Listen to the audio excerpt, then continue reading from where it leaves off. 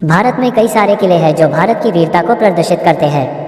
राजस्थान तो अपनी वीरता के लिए विश्व प्रसिद्ध है। आपने कई सारे ऐतिहासिक किलों के बारे में पढ़ा होगा, लेकिन आज हम आपको एक ऐसे किले के बारे में बताएंगे जो सामरिक दृष्टि से बहुत महत्वपूर्ण था, लेकिन इसके बारे में बहुत कम जानते हैं।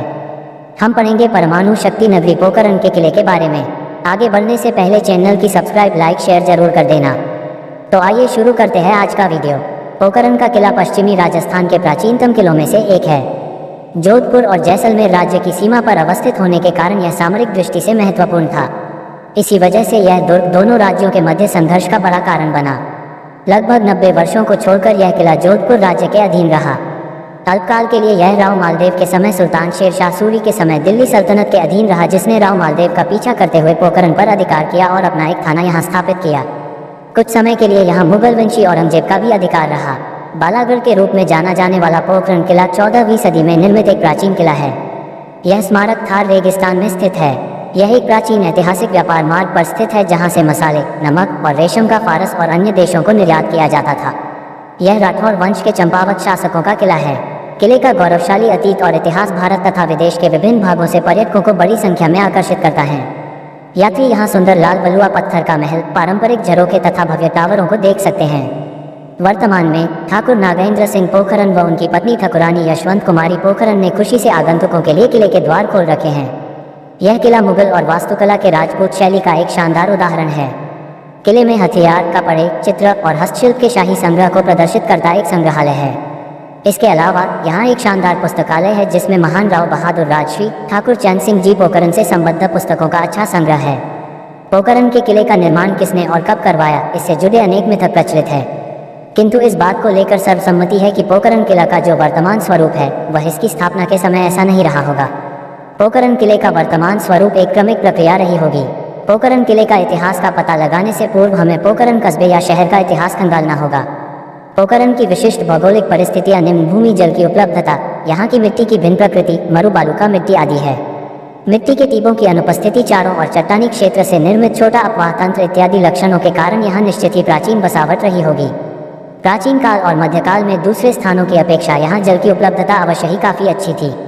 जोधपुर के राव सूजा के पुत्र नराजे से फलौदी प्राप्त थी। पोखरण की जल उपलब्धता की वजह से ही यहाँ अधिकार करने हेतु प्रेरित हुआ। स्पष्ट है कि आबादी बसावट के लिए यहाँ की परिस्थितियाँ अनुकूल थी। श्री विजयेंद्र कुमार माथुर ने पोखरण को महाभारतकालीन पुष्करारण्य नगर माना, जहाँ उत्सव संकेत गण रहा करते थे। इस मान्यता की स्वीकृति से पोखरण का इतिहास ईसा से कई शताब्दी पूर्व चला जाता है। उस काल में भी लोग प्रशासनिक केंद्र के रूप में दुर्ग या गढ़िया बनाया करते थे, अतः पोखरण में किला महाभारत काल में ही बन गया होगा।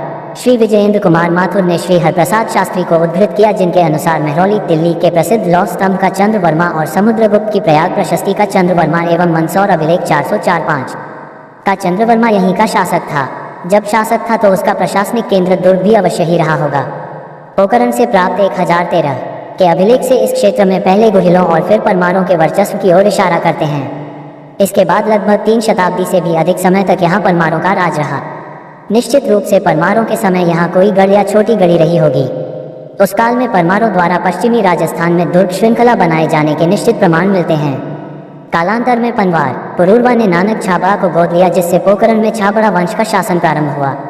मोहता नैन्सी जनश्रुति के आधार पर भैरव राक्षस द्वारा छाबड़ा वंशी शासक महिध्वल को पकड़कर मार डालने का वर्णन करता है।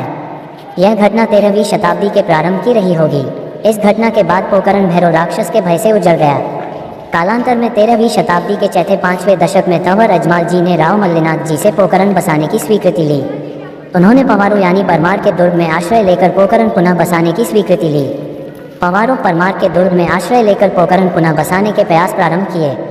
इसी दौरान अपनी किशोरावस्था में लोक कथाओं के अनुसार अजमाल तंवर के पुत्र रामदेव ने भैरव राक्षस का वध किया। संभवतः अजमाल जी, वीरमदेव जी तथा रामदेव जी द्वारा दुर्ग का पुनर्निर्माण करवाया गया। कुछ समय पश्चात तंवरों ने अपने वंश की एक कन्या राव मल्लिनाथ के पौत्र हमीर जगपालोत पोखरणा राठौरों के आदि पुरुष से ब्याही। विवाह के पश्चात रामदेव जी ने कन्या से कुछ मांगने के लिए कहा। हमीर जगपालोत के कहे अनुसार उसने गढ़ के कंगूरे मांग लिए। रामदेव जी ने उदारता पूर्वक इसे स्वीकार कर लिया, जिससे पोखरण गढ़ पर राव हमीर का अधिकार हो गया। कालांतर में जोधपुर के शासक राव सूजा के पुत्र नरा ने छल से पोखरण दुर्ग पर अधिकार कर लिया। उसने पोखरण से कुछ दूर पहाड़ी पर किला बनाकर सातलमेर बसाया। पोखरण गढ़ पर अपना अधिकार रखा, किंतु आबादी को सातलमेर स्थानांतरित कर दिया।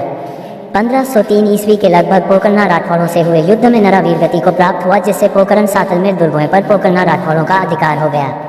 यह अधिकार अल्पकालिक स्थापित हुआ क्योंकि जोधपुर के राव सूजा ने उन्हें परास्त कर खदेड़ दिया। कालांतर में 1550 ईस्वी में राव मालदेव ने पोकरण सातलमेर दुर्गों पर अधिकार कर लिया। उसने सातलमेर के दुर्ग को नष्ट कर दिया तथा पोकरण के पुराने गढ़ का पुनर्निर्माण करके उसे सुदृढ़ स्वरूप दिया। सातलमेर गढ़ के पत्थरों को मेड़ता भिजवाकर मालकोट बनवाया। कुछ वर्षों बाद जब मारवाड़ पर मुगल प्रभुत्व स्थापित हो गया, तब राव चंद्रसेन ने 1 लाख फदिये में पोकरण दुर्ग और उससे लगे क्षेत्र जैसलमेर के भाटियों को गिरवी रूप में दे दिए। अनंतर 100 वर्षों के बाद महाराजा जसवंत सिंह के समय मोहता नैन्सी के नेतृत्व में आई एक सेना ने पोकरण पर अधिकार कर लिया। इस प्रकार पोकरण दुर्ग पर प्रभुत्व बदलता रहा और अंततः स्थायी रूप से आज़ादी तक जोधपुर राज्य के स्वामित्व में रहा। महाराज अजीत सिंह के समय जब मारवाड़ पर मुगल प्रभुत्व स्थापित हुआ था, पोकरण में एक थाना स्थापित किया गया। महाराजा अभय सिंह के समय पोकरण के नराउत राठौरों के विद्रोह करने पर बीथल दसोत चंपावत महासिंह को यह दुर्ग और इससे लगे 72 गांव पट्टे में दिए गए। ठाकुर सवाई सिंह के समय दुर्ग का कुछ हिस्सा क्षतिग्रस्त हो गया, तब महाराज विजय सिंह ने राजकीय खजाने से इस दुर्ग का पुनर्निर्माण करवाया। 19वीं शताब्दी में ठाकुर मंगल सिंह ने दुर्ग के अंदर की एक पुरानी इमारत को गिरवाकर आधुनिक स्थापत्य विशेषताओं का समन्वय करके मंगल निवास बनवाया। इस प्रकार से राजस्थान का एक और दुर्ग के बारे में हम आज का वीडियो लेकर आए हैं, आपको ये बताने के लिए कि पोकरण का बालागढ़ किले का इतिहास भी सभी को जानना चाहिए। तो दोस्तों, कैसा लगा आपको आज का वीडियो कमेंट करके जरूर बताना।